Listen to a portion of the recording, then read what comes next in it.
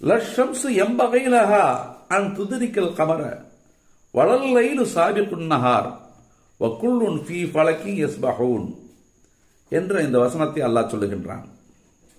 இந்த வசனத்திலே அல்லாஹ் சொல்லும்போது குல்லுன் ஃபீ ஃபலக்கின் யஸ்பஹூன், அவையெல்லாம் இந்த கோள்களும் கிரகங்களும் எல்லாமே சேர்ந்து அதற்கு நிர்ணயித்த வட்டவரையில் சுழன்று கொண்டிருக்கின்றன என்று இந்த வசனம் சொல்லுகிறது.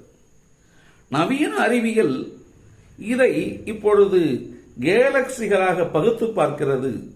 அவை ஓடிச் செல்லும் வழிகளை மீட்கவே பால்வெளி வீதி என்று அதை சொல்லுகிறது. இவற்றைத்தான் அல்லாஹ் இதை சொல்லுகின்றான்.